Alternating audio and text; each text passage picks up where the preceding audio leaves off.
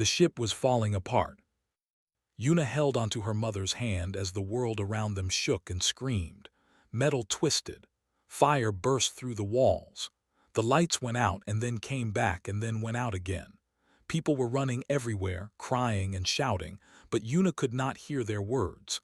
She could only hear her own heart beating fast in her chest. She was 11 years old. She had dreamed of the stars her whole life. When her father told her they would travel to a new world, a new home, she had been so happy. She had packed her favorite books. She had brought her silver crane pendant, the one her grandmother gave her before she died. She had imagined green forests and blue oceans, and a house with a big window where she could watch the sunset.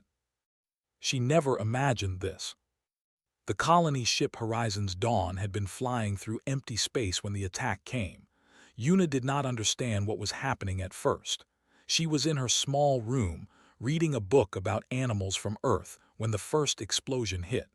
The floor jumped beneath her feet.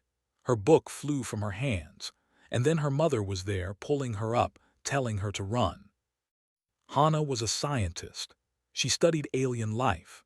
She was smart and calm and always knew what to do. But now, as they ran through the burning hallways, Yuna saw fear in her mother's eyes for the first time. They reached an escape pod room, but the pods were gone. Other people had taken them already. Hana looked around quickly, thinking fast. She pulled Yuna behind a thick metal door and held her close. The ship shook again. This time it did not stop shaking. They were falling. Yuna understood this now. The ship was crashing. They were going to hit something, a planet maybe, and there was nothing anyone could do. Hana wrapped her body around Yuna like a shield. She whispered soft words into her daughter's ear, words of love, words of comfort, words that Yuna would remember for the rest of her life. Then the world turned white and loud and painful. When Yuna woke up, she was lying in broken metal and dust. Her left arm hurt so badly that she could not move it. Her back was burning with pain. She tried to call for her mother, but her voice came out weak and small. She turned her head slowly, and she saw Hana lying next to her, still and silent. Yuna did not scream. She did not cry. She just looked at her mother's face, peaceful now, like she was sleeping. She reached out with her good hand and touched her mother's cheek. It was cold. For a long time, Yuna did not move. She lay there in the wreckage, holding her mother's hand, watching the strange sky above her. It was red and orange, like a fire that never ended. The air smelled like smoke and something else, something sharp and wrong. She was alone. Other survivors found her hours later. There were maybe 30 of them, all hurt, all scared. A kind man named Dongsu helped Yuna stand up. He wrapped her broken arm with cloth and gave her water to drink. He told her she was brave. He told her everything would be okay. Yuna did not believe him, but she nodded anyway. They did not have long to rest. The creatures came before the sun went down. The Vekri were tall and thin, with hard shells like insects and too many arms. Their eyes were black and cold and showed no feeling. They walked out of the red dust like ghosts, hundreds of them, carrying weapons that glowed with blue light. The human survivors tried to run, some tried to fight, but the Vekri were fast and strong and did not care about human life. They caught everyone within minutes. They killed the ones who fought back. The rest they put in chains. Yuna was too small to run. She stood perfectly still as a Vekri soldier walked up to her.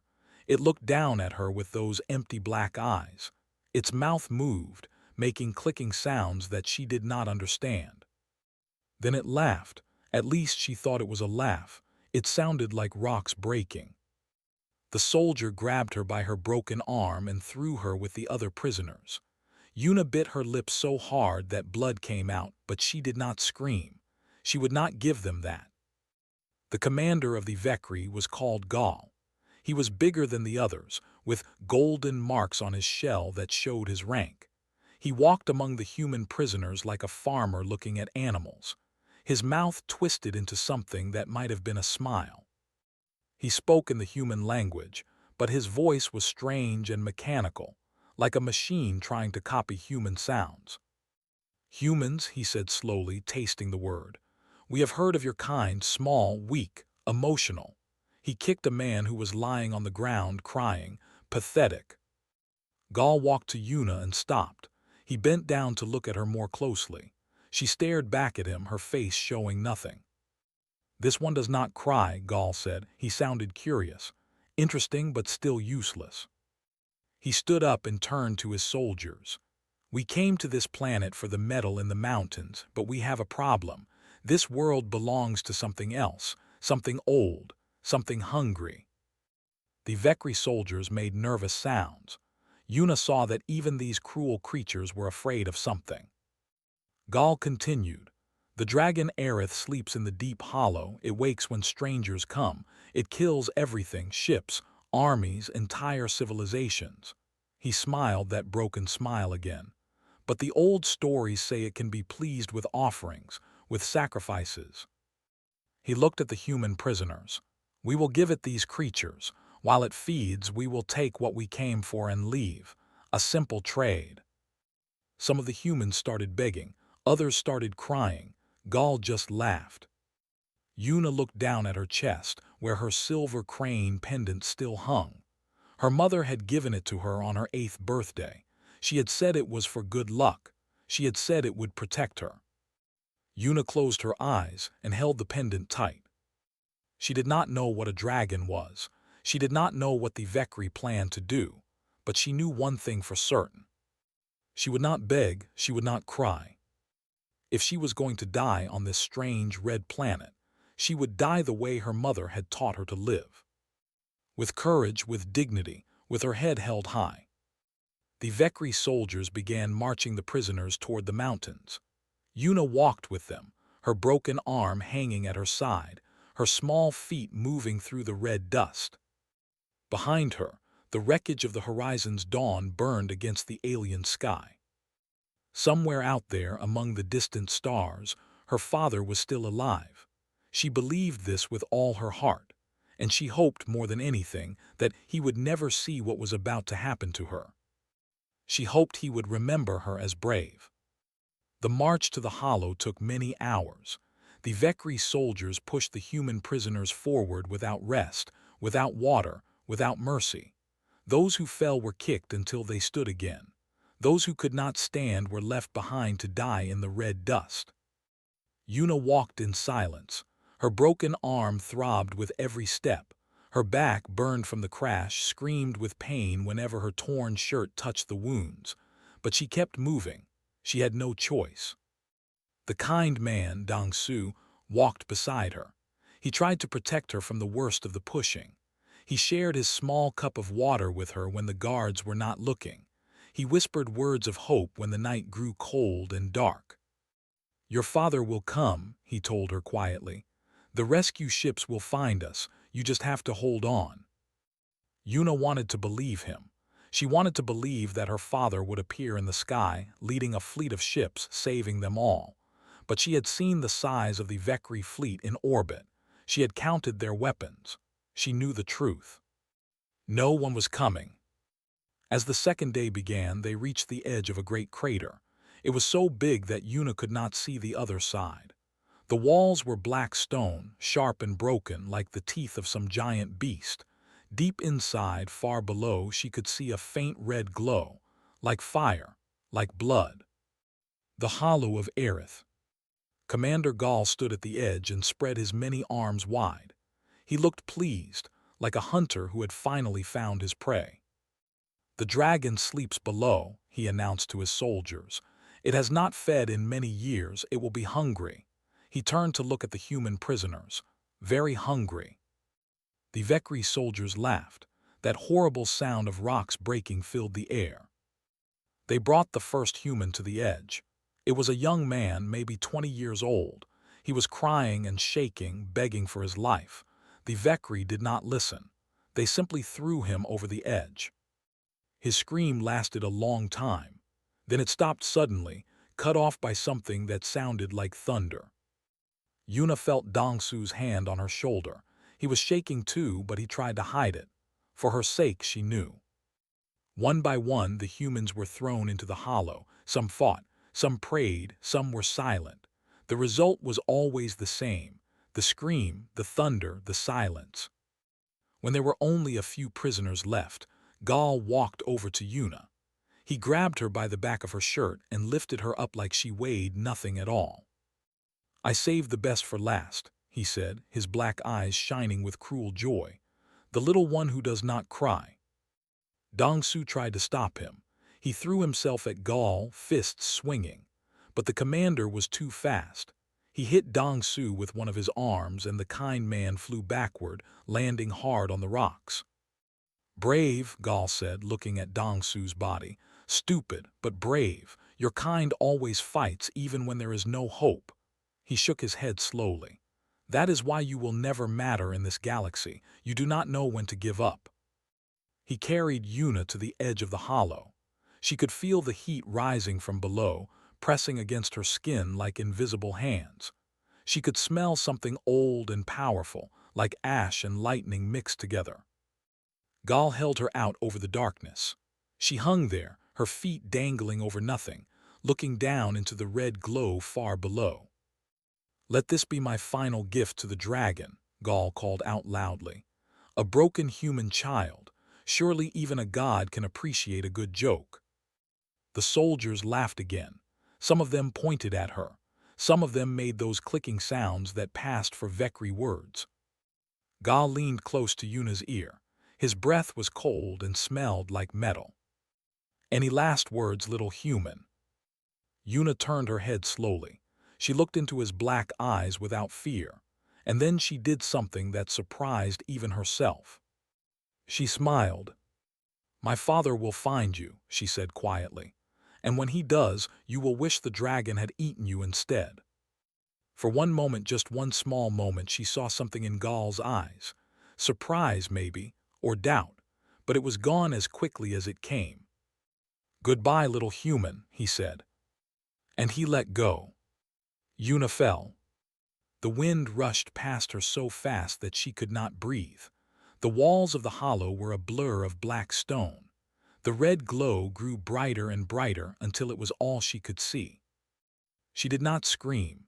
She closed her eyes and thought of her mother. She thought of her father. She thought of home, the real home on Earth that she had never seen but always dreamed about. She fell for what felt like forever. Then she stopped. Not crashed, not died, just stopped. Yuna opened her eyes slowly. She was lying on something warm, something that moved gently up and down like breathing, something covered in scales that shimmered with colors she had no names for. She sat up carefully, her heart pounding in her chest. The red glow was all around her now, coming from rivers of molten rock that flowed through the cavern walls. The heat should have burned her, but it did not. Something was protecting her. And then she saw it. The dragon. Aerith was bigger than anything Yuna had ever imagined. Its body stretched across the cavern floor like a mountain that had decided to sleep. Its scales were black and silver and gold, all at the same time, changing colors as she watched. Its wings were folded against its sides, each one larger than the horizon's dawn had been. And its eyes were looking right at her. They were the color of dying stars, red and orange and white at the center, ancient, endless, seeing everything. Yuna was sitting on the dragon's hand. It had caught her. Instead of eating her, it had reached out and caught her like she was something precious. She should have been afraid. She should have screamed or cried or begged for mercy like the others. But as she looked into those ancient eyes, she felt something strange. "Peace." The dragon opened its mouth. Its teeth were each as tall as a building, sharp and perfect and terrible. Its tongue was black like the night sky. When it spoke, its voice was not loud. It was soft, like a whisper that came from inside her own head. "You are different." Yuna swallowed hard. Her throat was dry. Her body was shaking, but she made herself speak anyway. "Different how?" The dragon tilted its massive head. It seemed curious, like a scientist studying something new and interesting. The others screamed, the others begged, the others were filled with fear. The dragon's eyes narrowed slightly. You are afraid, I can taste it, but you do not let your fear control you. Why? Yuna thought about the question. She thought about her mother who had died protecting her. She thought about her father who was somewhere among the stars, still fighting. She thought about all the humans who had been thrown into this pit, dying with screams on their lips. Because, she said slowly, being afraid is okay, but giving up is not. The dragon was silent for a long moment. The cavern seemed to hold its breath. Then, for the first time in 10,000 years, the ancient being called Aerith made a sound that could almost be called a laugh. Interesting, it said. Very interesting indeed. Yuna looked up at the monster that should have killed her. She did not understand what was happening. She did not know why she was still alive. But somewhere deep in her heart, a small light of hope began to burn. Maybe, just maybe, this was not the end after all. The dragon studied the small human child for a long time. Its ancient eyes moved slowly over her tiny form, taking in every detail. The broken arm, the burned back, the silver pendant hanging around her neck, the way she sat perfectly still on its massive palm, waiting. Aerith had lived for more years than there were stars in the sky. It had seen empires rise and fall. It had watched galaxies spin and die. It had consumed entire worlds when it was hungry and slept for centuries when it was not. Across the universe, countless species knew its name and feared it. And yet this small, broken creature sat before it without running away. "What is your name?" Aerith asked. Its voice echoed through the cavern like distant thunder. "Yuna," the girl answered. Her voice was small but steady. "Yuna," the dragon repeated slowly, as if tasting the word. "I have not asked a creature its name in many ages. They usually die before I think to ask." Yuna looked around the cavern. She could see bones scattered across the floor far below. Bones of many sizes and shapes belonging to many different species. The dragon had killed so many, and yet it had saved her. "Why did you catch me?" she asked.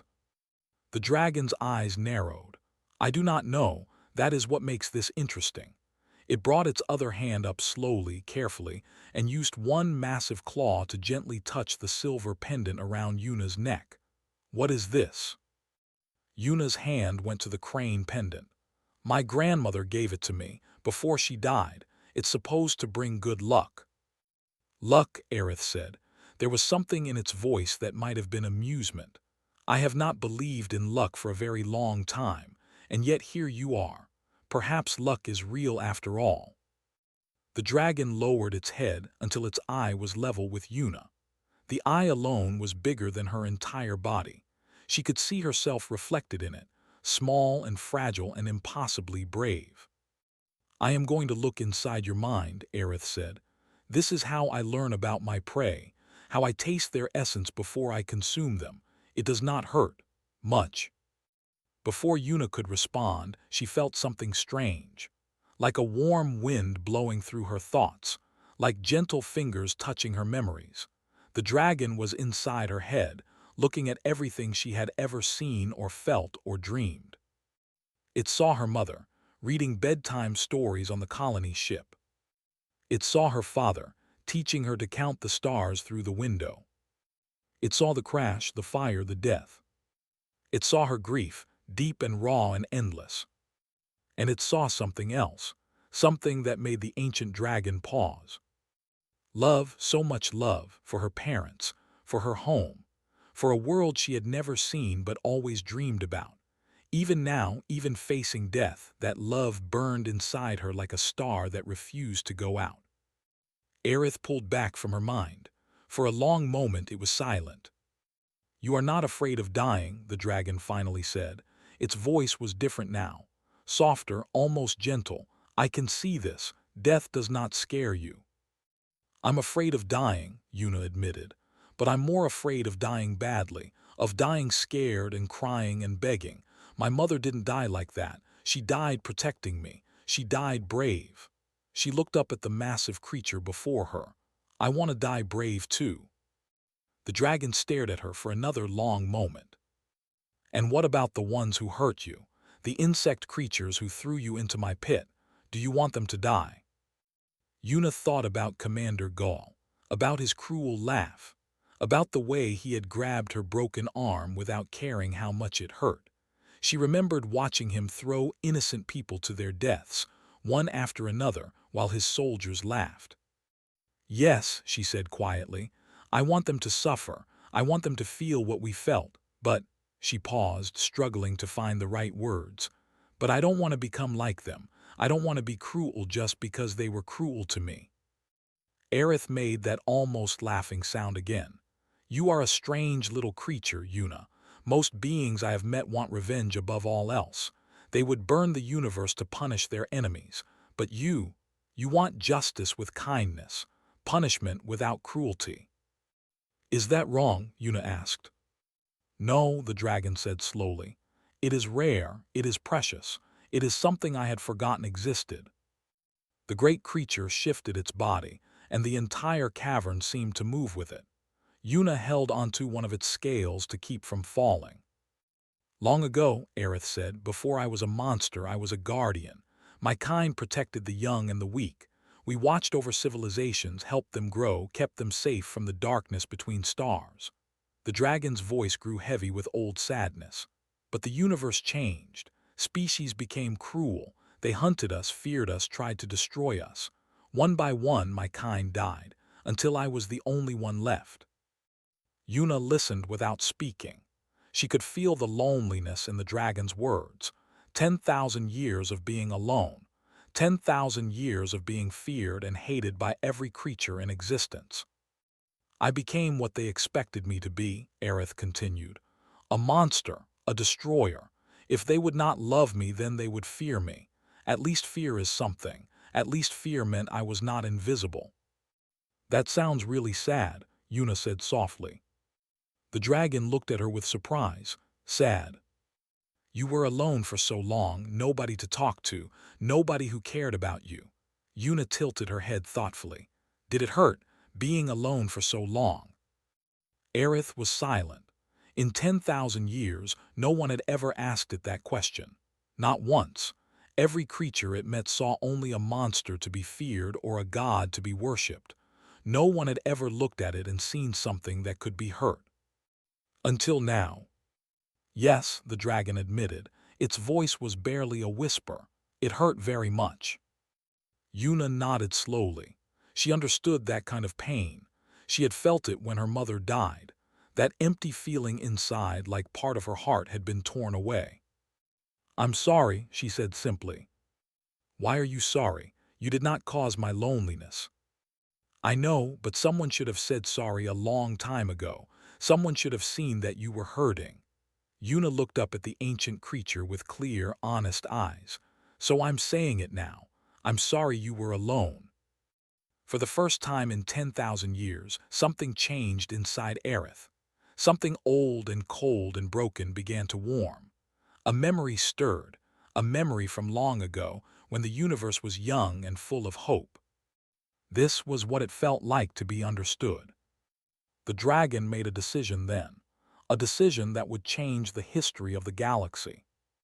I will not eat you, Yuna, Aerith said firmly. In fact, I will do something I have not done since the ancient days. It lifted its great head high, and its eyes began to glow with power. I will protect you, and anyone who tries to hurt you will learn why the universe once feared the dragons. Yuna looked at the massive creature before her. Yesterday she was a sacrifice, a joke, a broken child thrown away by monsters. Today she had made friends with a god. She held her silver crane pendant, and for the first time since her mother died, she smiled. Thank you, Aerith, she said. The dragon almost smiled back. Do not thank me yet, little one. The insects above are still taking things from my planet. They still think they can use me and leave without consequence. Aerith's eyes began to burn with ancient fire. It is time to remind the universe what happens when you hurt someone under a dragon's protection. Yuna felt her heart beating fast, not with fear, with hope. What do we do now? She asked. Aerith stood up slowly. The entire cavern shook as it moved. Its wings began to unfold, spreading wider and wider until they touched the walls on both sides. Now the dragon said, "We rise." Captain Tiho had not slept in 3 days.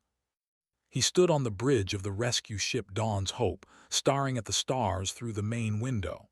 Somewhere out there, beyond the darkness of space, his daughter was waiting. He had to believe this. He had to hold on to this hope, even though it cut him like a blade. His wife was dead. He had received the report from the emergency beacon. Hana had not survived the crash. His partner of 15 years, the woman he loved more than life itself, was gone. He would never hear her laugh again. He would never feel her hand in his. But Yuna, his little girl. The beacon said there were survivors, and if there were survivors, then maybe, just maybe, his daughter was among them. The ship's navigator, a young woman named Su-min, approached him carefully. She had dark circles under her eyes too. Everyone on the ship had been pushing themselves beyond their limits. "Captain, we have a problem," she said quietly. "Long-range scans show a HFY War fleet in orbit around the planet. At least 20 ships, including a battle cruiser." Tiho's jaw tightened. The HFY, he knew that name. Everyone in the human colonies knew that name. A cruel insectoid species that saw humans as nothing more than animals, less than animals. "How many ships do we have?" he asked. 7, Su-min answered. "All rescue vessels, light weapons, minimal shields, were outgunned 10-1. Tiho was silent for a long moment. He looked around the bridge at his crew. These were good people, brave people. They had volunteered for this mission knowing it would be dangerous. They had left their families behind to save strangers. "Send a message to the fleet," he said finally. "Tell them we're going in." Su-min's eyes widened. "Sir, we can't win that fight. We'll be destroyed." "Then we'll be destroyed." Tiho turned to face her, and she saw something in his eyes that made her go quiet, a fire, a determination that could not be stopped. "My daughter is down there, our people are down there, and I will not leave them to die while I hide in the darkness." He walked to the center of the bridge and pressed the ship-wide communication button. "This is Captain Tiho to all vessels. We are approaching a HFY War fleet. They are stronger than us. They are more numerous than us. By every logical measure, we should turn around and go home." He paused, taking a deep breath. "But we are human, and humans do not abandon their own. We do not count the odds and run away when things get hard. We fight. We push forward. We do the impossible because we refuse to accept that anything is impossible." He looked at the stars one more time. "We may not all survive this day, but if we die, we will die as heroes. We will die as humans. And 1,000 years from now, when children ask about the rescue of Horizon's Dawn, they will know that we did not give up. We did not surrender. We came for our people, and nothing in this galaxy could stop us." He released the button. For a moment there was only silence.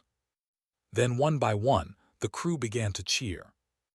The 7 rescue ships jumped into the planet's orbit with weapons charged and shields raised. They were small and weak and hopelessly outnumbered, but they came anyway.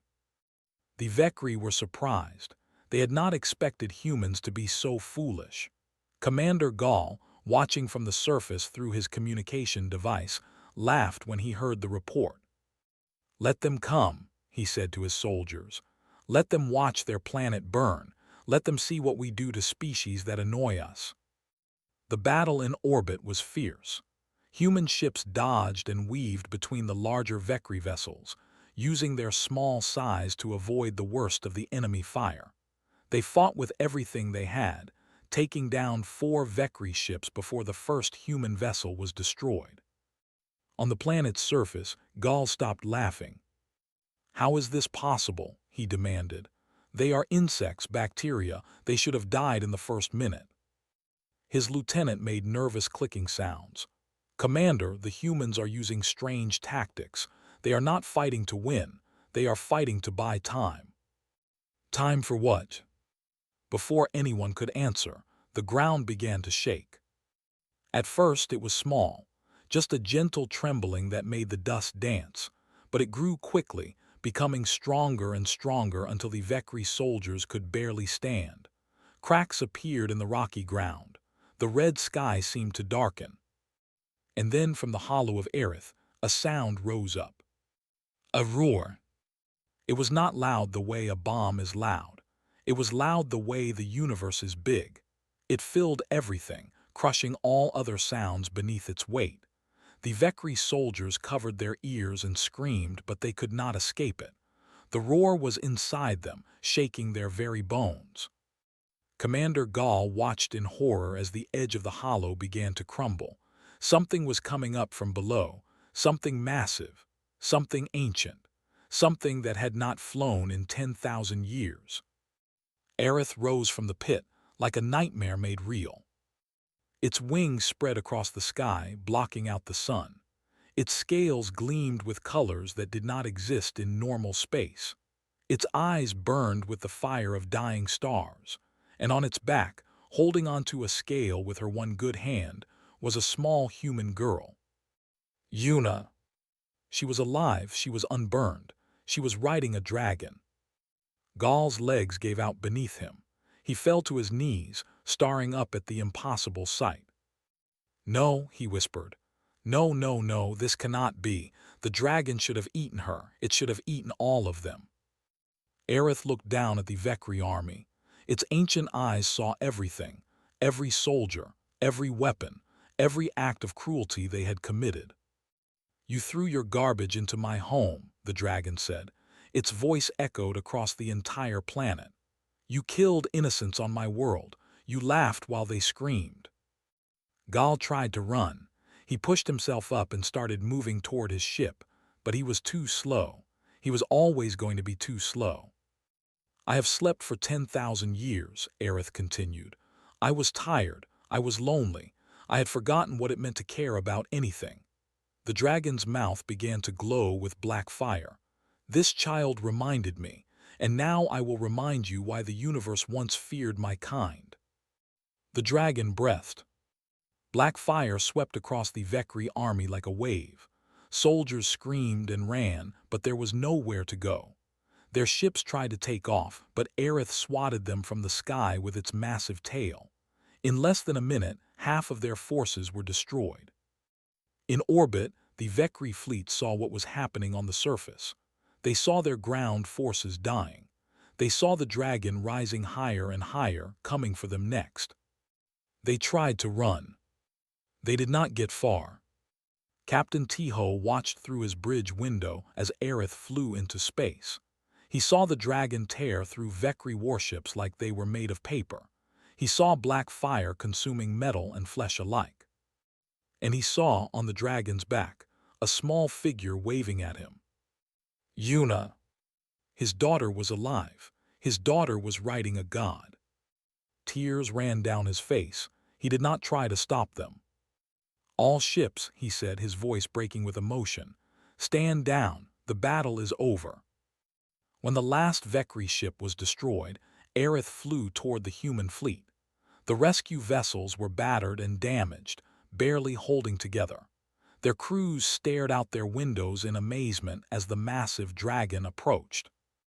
Aerith stopped in front of the Dawn's Hope. Its great eye looked through the bridge window, directly at Captain Tiho. "You came for your child," the dragon said. Its voice somehow reached through the vacuum of space. "You faced impossible odds. You fought when you should have run." Tiho nodded. He could not speak. "Humans are small and weak and live for only a moment," Aerith continued. "But you love with all your hearts. You fight for each other until your last breath. You refuse to give up, even when the universe tells you to." The dragon almost smiled. "I had forgotten such creatures existed. Your daughter reminded me, and for that gift I will protect your kind until the stars themselves go dark." On the dragon's back, Yuna smiled the brightest smile of her life. Her father was here, she was safe, and everything was going to be okay. Commander Gaul was the last Vekri alive on the planet. He was hiding in a hole buried under rocks and ash, his golden commander marks now black with soot. His soldiers were dead. His ships were destroyed. Everything he had built, everything he had believed in was gone. And all because of one human child.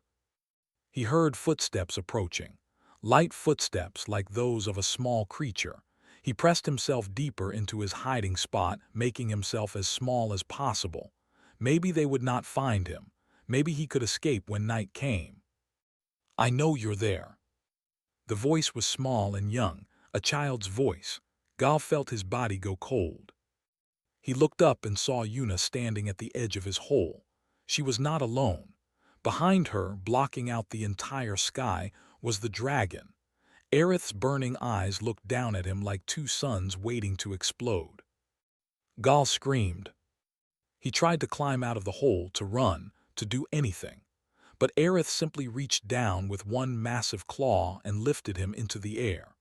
The Vekri commander hung there, kicking his many legs uselessly, crying sounds that no longer sounded like rocks breaking. They sounded like fear. "Please," Gal begged. His mechanical voice was broken, stuttering. "Please, I'll do anything. I'll give you anything, just don't kill me." Yuna looked at him for a long moment. She remembered how he had grabbed her broken arm. She remembered how he had called her a joke. She remembered watching him throw innocent people to their deaths while his soldiers laughed. Part of her wanted him to suffer. Part of her wanted the dragon to burn him slowly, to make him feel every moment of pain that he had caused others. But that was not who she was.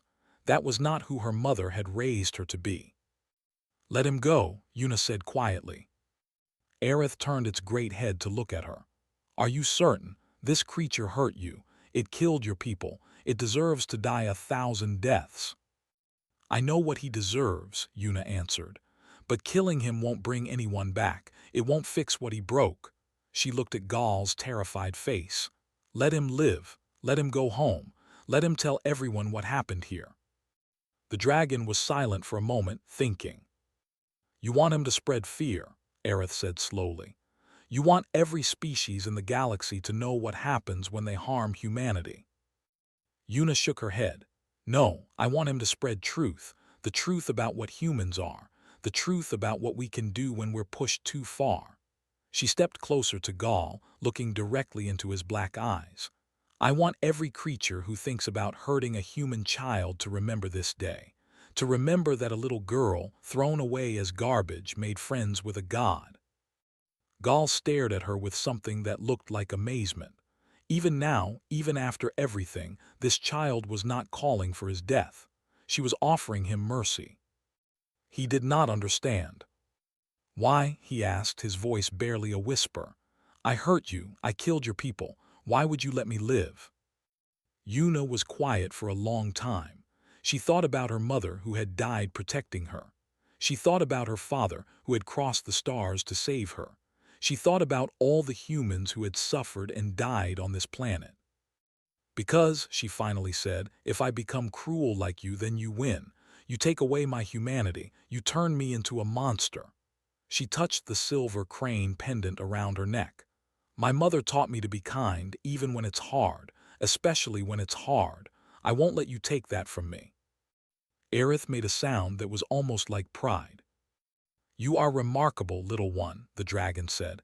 "Most beings, given your power, would choose revenge. You choose wisdom." It looked at Gal with those burning eyes.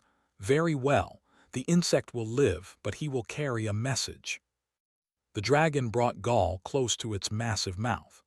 The Vekri commander could feel the heat of its breath, could smell the ancient fire waiting behind those terrible teeth. "Go home," Aerith said, its voice like thunder. "Tell your leaders what you saw here. Tell them that humanity is under my protection now. Tell them that if anyone hurts a human again, anywhere in the galaxy, I will know, and I will come." Gal nodded frantically, tears running down his insect face. "Tell them one more thing," the dragon continued. "Tell them that a wounded child, 11 years old, threw away as garbage, broken and alone. That child showed me more courage and more compassion than any creature I have met in 10,000 years. Aerith dropped Gaul onto the ground. The commander landed hard, but he was alive. He looked up at the girl and the dragon one more time. "I will tell them," he said. "I will tell everyone." And then he ran. 3 days later, Yuna stood on the observation deck of the Dawn's Hope. The ship was traveling through space, heading toward the nearest human colony. Through the great window, she could see stars stretching out in every direction, endless and beautiful. Behind her, the door opened. Her father walked in slowly, carefully. He had barely left her side since they were reunited. He was afraid that if he looked away, she might disappear. "Hey, little star," he said softly. It was his nickname for her from when she was very small. Yuna turned and smiled at him. "Hey, Dad." Tiho walked over and stood beside her. For a while, they just looked at the stars together, father and daughter saying nothing. "Your mother would be proud of you," he finally said. His voice was thick with emotion. "So proud." Yuna felt tears in her eyes, but she did not let them fall. "I miss her." "I know, I miss her too." Tiho put his arm around his daughter gently, careful of her injuries. "But she's still with us, in here." He touched his chest over his heart. "Always." Yuna nodded. She understood. "Dad, what happens now?" Tiho thought about the question. "I don't know, honestly. The galaxy is going to be different after this. Word is already spreading about what happened, about you and the dragon." As if summoned by his words, a shadow passed over the window.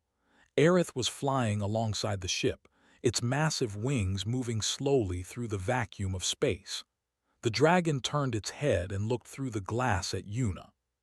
She waved at it. The dragon almost smiled. "I think we have a new ally," Tiho said, still amazed by the sight. "One that the rest of the galaxy won't soon forget." Back in Vekri space, Commander Gaul stood before the High Council. His shell was cracked and burned. His golden marks were destroyed. He was no longer a commander. He was a failure. But the council listened to his story anyway. They listened to every word, their black eyes growing wider and wider. When he finished, there was only silence. "A dragon," one of the council members finally said. "A cosmic dragon allied with the humans, because of a child." "Yes," Gaul answered, "because of a child."